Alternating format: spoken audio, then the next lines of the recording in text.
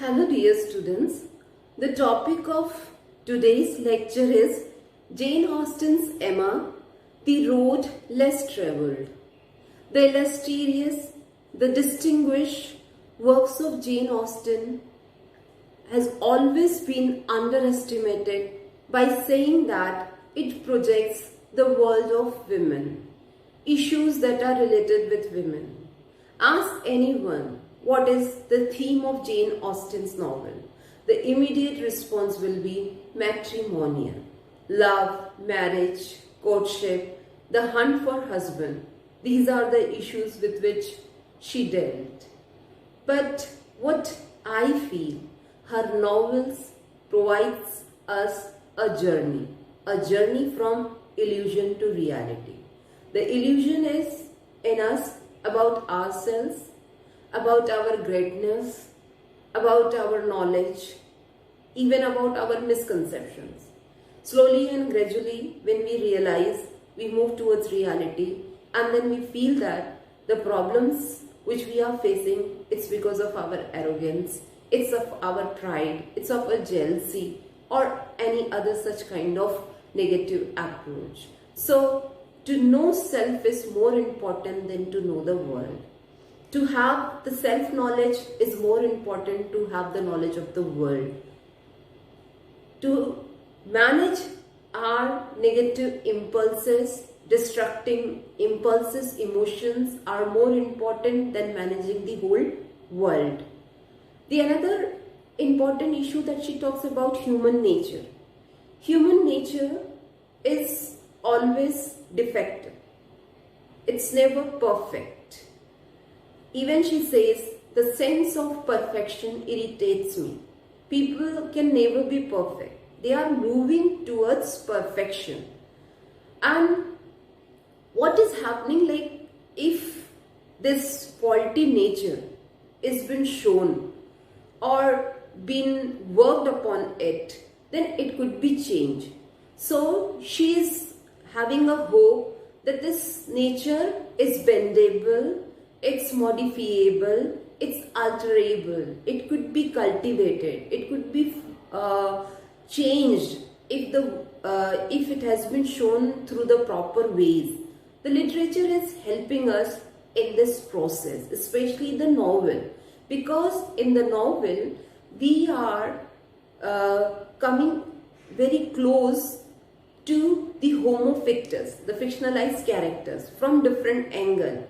We are seeing the problems which the character is facing because of his or her misconception. So by contrasting, comparing ourselves with the character, we are learning a lot. So it's helping us. It has been said that literature mirrors the life, but what I feel that literature mirrors the self. Self is projected through the characters, and in this process we are learning. Now there are the various issues that Jane Austen talks about. I will concentrate basically upon this text, Emma. Emma, the first point which I will discuss, that is appearance is deceptive. Never judge a book by its cover. What is happening? Because of lack of farsightedness, sagacity, wisdom, we fail to understand the real motives, the real deeds of the people. Apparently, they appear very appealing, jovial, agreeable, amiable, amicable, and we have been misguided by this outer appearance, by this kind of behavior. But there is a need to be clever enough to judge them, because appearance is in many cases deceptive. Emma, the heroine of the novel, she failed to understand the real nature of Mr. Frank Churchill. Churchill wants to hide his engagement with Jane Fairfax. So he is exploiting Emma. He is pretending as if he is in love with Emma, so that the people will think that he is in love with Emma, but actually he is already being engaged to Jane Fairfax. And Emma was not able to understand what actually this man is thinking about or what this man is doing. So she fails to understand the nature of Mr. Elton, the nature of Frank Churchill, the gentlemanliness of the farmer Martin. So what is happening? She has to suffer. Even Elizabeth Jane Bennet in Pride and Prejudice, she fails to understand the real nature, the manipulative nature of Wickham, because he is so appealing, so agreeable, showing so much love and affection, and Darcy, who is cold and reserved. So she fails to do the justification to both the characters, because she has judged them by their outwardly appearance. So appearance is always very deceptive. One need to be very careful while interacting and judging the people. The second aspect is novel is talking about, that is, excess of blessings are curse in disguise. Means if a person is having too much, all the things in the life what he or she can expect or longs for, then it's not working in the progress of that very person. Rather, it is creating a trouble for that very person. Emma Woodhouse, she has best blessings of the world. All comforts, everybody loves her, dotes her. The other women who have been presented are not having that financial security, that positions which she is having. Miss Betts, Miss Harriet, Jane Fairfax, she has everything. Even Miss Taylor, her governess. So she is intelligent. She can answer at the age of 10 what her sister can't do at the age of 17. Talented, educated, highly been loved, undisputable queen of Highbury, father, sisters, governess, all the people, everybody loves her. So there is nothing in her life which can bring any trouble, vex her, trouble her. And this is her misfortune, this is her trouble. When a person is always been surrounded by honey, sweets, so will definitely be troubled by the flies. So who are the flies? These flies are our excess of confidence, supreme confidence, overconfidence. It comes when a person is having everything. This person fails to understand the realities of the life, because a wearer knows where the shoe pinches. The person who is not ever get any exposure to the difficulties, how the person will be able to understand. So even Jane Austen has pointed out in the novel, because she is having everything, a very comfortable zone, everything. So it's somehow working like a misfortune for her. That happens with Emma as well. Because of having her own way too much, she starts interfering in the life of other people. She thinks now she will take care of Mr. Elton. She will search a bride for him, and she started manipulating the life of Harriet Smith also. Now she will search a husband for her, a future happiness for her. So the people who are having everything, then what they are lacking? They are lacking the humility, they are lacking the modesty, or they are lacking the real knowledge of the life, that slowly and gradually they have to learn. And learning comes by experience. Emma learns, but after undergoing painful ordeal. To err is human, but not to rectify, not to change is devilish. Emma, who initially behaves like a snob, who doesn't want to interact a common local farmer, or who misbehaves with Miss Betts. She shows her impudence, her arrogance, her snobbery. Even she is jealous of Jane Fairfax. Okay, so this is showing that she is a proud girl. But this proud girl, this snobbish girl, changes at the end. So the novel is about her formation, about her education, her snobbery, her arrogance, her impudence, all are visible. But at the end, Emma learns from her mistakes. She progresses from a proud girl to one who is mentally more balanced, from a callous girl to one who becomes a sympathetic girl, from a rash and hasty judgment to one who has become sober and mature.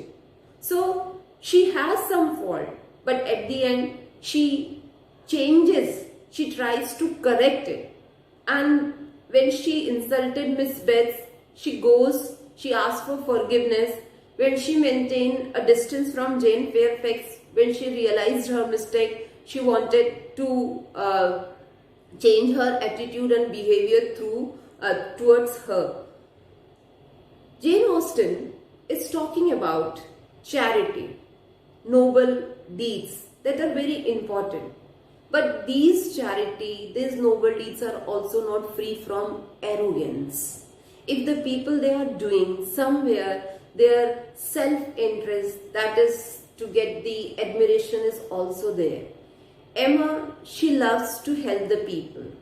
She does involve in very good deeds. But why then this girl who is so helpful towards poor, why is she not thinking that this poor man Martin is not suitable to make any relationship? Why is so? Like, she is saying that the people who are poor, whom she can help, but this Robert Martin is not poor, so he does not need my help, and he is not rich enough. He is not having the same position as I am having, so I don't want to make any relationship with this man. So behind her noble deed, somewhere is what her arrogance. Somewhere by helping the people, she wants to gain their love, affection or admiration. The novel also points out the problems which are related with women. And also it points out why a woman thinks like that or does like any work. The problem is that they are getting less exposure. They are not being allowed. It was 19th century, early part of the 19th century. It was not the period when they were being allowed to go and interact and meet with the people. So we have seen here the confrontation of ideas between Mr. Knightley and Miss Woodhouse. Actually, this confrontation is the confrontation of the views about the world. How a woman thinks about men and how a man thinks about men. And here a man excels. Why? Because he is getting an exposure, he is interacting with the people and he knows about. So a man knows better about a man than a woman knows about men. So when Emma says to George Knightley, Mr. Elton loves Harriet. So it is unbelievable for Mr. Knightley. He says that if she believes like this or she rejected the farmer, then it is just mere foolishness of this girl. It is her silly approach. So Emma says if she has rejected a man, so it's, how can you think like that, that the woman, they will accept anyone. This is the way the man thinks about the woman. So she cried. She said, quote, "It is always incomprehensible to a man that a woman should ever refuse an offer of marriage. A man always imagines a woman to be ready for anybody who asks for." And then Knightley responds, he says it's not the way. Actually, he says, nonsense, quote, nonsense, a man does not imagine such thing. So, the confrontation between Knightley and between Emma is the confrontation between a man and woman. How a woman thinks about men and how a man thinks about men.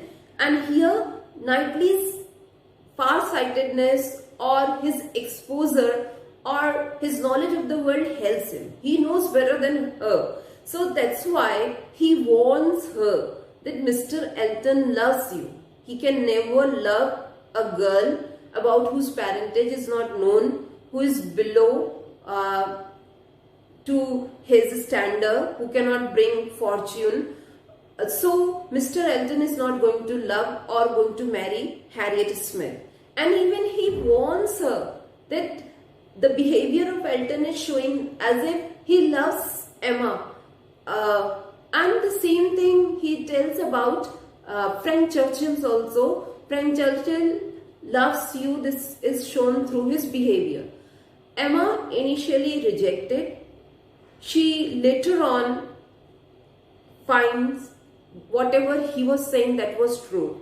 So she fails to get the accurate knowledge about the men. Then the novel is also talking about, she fails to understand the manipulative nature of man. She's manipulative nature of Frank and Elton both. Then the novel is also pointing out that there is a need to understand the difference between flattery and admiration. George Knightley, he also admits that he has never flattered Emma. But the other characters like Frank, Elton, they are flattering her and she is not able to understand. Even see, this is not Emma, but we as a human being, we need to understand. And this is the cause of King Lear's tragedy also, by Shakespeare, a drama by Shakespeare, where he fails to understand the difference between admiration and flattery. The daughters who flattered him and who said good words to him, he was so much impressed by them. He has given them money or helped them, and who failed to do this thing is not been given that kind of a recognition. So he suffered because he fails to understand. The novel is also telling us that there is a need to understand the difference between flattery and admiration. The difference between confidence and supreme confidence. Confidence is good, but when a person feels that he or she knows everything, he or she's evaluation is right, perception is right, then this is supreme confidence. This is going to bring tragedy for that very person. The person will suffer as well as create suffering for the other people also. So this is the case with Emma. She created a castle of illusion. It's because of her supreme confidence. She imagines that definitely Harriet Smith will be from a very high family. Her father will be a great person. She thinks that Elton is in love with Harriet, not with her. Or the same, she keeps on thinking about the people and she started interfering. It's because of supreme confidence she thinks that in the very beginning of the novel that it is she who has brought together Miss Taylor and Mr. Watson. So she's been scolded by Mr. George Knightley. How can you think they both are mature enough that they can take their decisions by themselves? It is not you who has done anything. You have just made a guess, and surprisingly that becomes true. So you are not responsible for bringing them together. These are the people, those who came by themselves. They are mature enough to handle their situation. So she has misconceptions about the people, about the situation. Somewhere it's because of her supreme confidence. Then we need to understand the difference between suggestions and interference. There is no problem to suggest the people, to help the people. But the problem comes when we start interfering in the life of the people. It again happens when we have a supreme confidence. Then the novels also talk about attention and charity, needed or demanded. Attention and charity needed, somebody needs it or somebody demands it by entrapping us. Okay, now Mr. Woodhouse, he is the old valetudinarian, a person who pretends as if he's sick, self-obsessed man, always interested in himself. He is demanding a lot from this young Emma. The people who are old, they suffer from emotional vacuity. They demand a lot from their wives, and when she dies, then they expect the same thing from their daughter. The same thing is happening here with Mr. Woodhouse. He psychologically entraps her daughter. The same thing even Jane Austen has talked, Virginia Woolf has talked about her father also. So the old people, they are very demanding. And this demand, they are not doing it directly.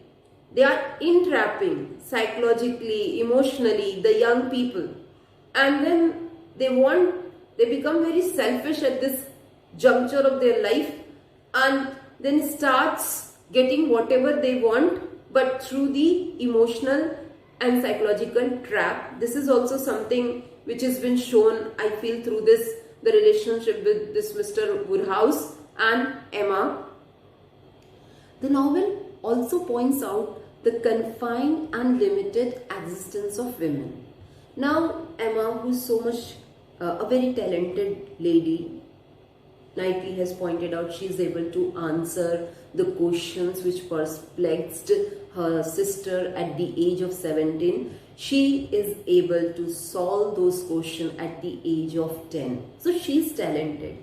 She is knowledgeable. Now, what is she doing? What the work is left for her? That through her, the writer is showing the positions of women. The talented, the brainy women, they are not allowed to go outside or they are not allowed to do any work. So what they will do? They will sit at home and definitely they will get involved in some activities. They will, like Emma, she started doing matchmaking. Why? Because what else is left for her to do? Either she will think something with which she can make herself an accomplished lady, or she can do something like that. So she is spending her time in visiting the people, doing some charitable work. Apart from this, there is nothing more is left for the women to do. The novel is also talking about the difficulties facing the women they are facing, especially the women who are not having the financial position, not having the fortune. Miss Betts, she suffers, she is dependent on small income of her mother. Jane Fairfax, she is an orphan, she has also not any fortune. So at the end she decided to marry Frank Churchill, not a suitable man for her. She is elegant, accomplished, talented. So this is not an equal match, but she lacks fortune. So she has to marry. The women, they have either they can marry or they have to live a life of a spinsterhood. Then they need the support from their brothers, sisters or somebody. Even Jane Austen has also faced this thing in her life because she remained single. And the women, either they have to do the work of a governess. The life of the governess is very dull and dreary. It's never very interesting. The women, they are scared of being a governess. Governess, the position of governess is like a mother but not a mother. So Miss Teller here, she is a governess. She has taken care of Emma. Whatever she says, she has accepted. But at the end, she decided that she will move ahead. So she searched for a husband and she got a widower, Mr. Watson. So even the same thing is happening. Jane Fairfax, she has accepted Frank Churchill. In Pride and Prejudice, Charlotte Lucas, she is again a very talented and intelligent girl. She marries Mr. Collins, a duffer, a stupid man. So the women, they have to make a compromise. If they want to save their life from spinsterhood, from dull and dreary life of a governess, then they should accept a person whosoever is coming, if they are lacking even financial position in the society. One more thing, the novel very interestingly is talking about that if the people are of having the equal status, then that relationship is going to helpful. An equal status, social contact, the novel is promoting. Why? Because the unequal social contact, unequal status contact is going to bring damage to both the parties. I'll explaining it how. Emma and Harriet, when they came together, this is liked by Miss Taylor, but not at all by George Knightley. He has judged it accurately that this is not going to do any good to both the people.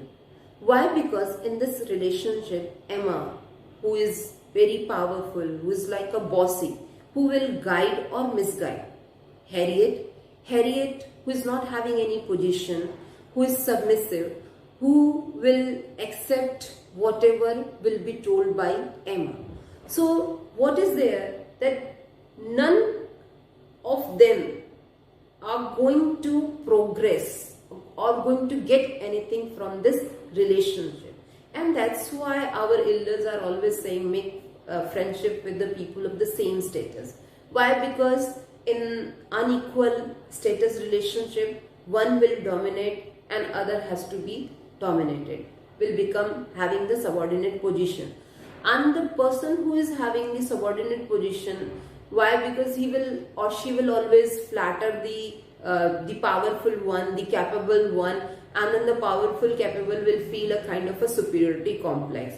So in many ways, this relationship is going to bring a harm. It's not going to do good for both the people. And the novel actually, in the life, we all are continuously learning. Life itself is a teacher. And the literature, it becomes for us a better teacher with which we can learn a lot.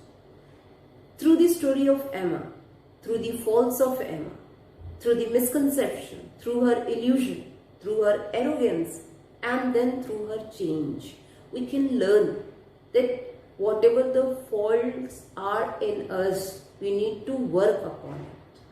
One more thing here I would like to mention, that in today's time, what I have observed, the children from well-to-do families, especially the single child, they also become very much spoiled brat like Emma.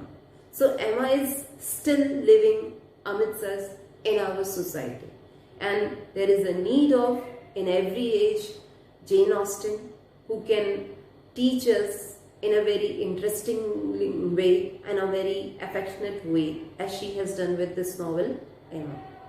Thank you. See you in the next lecture.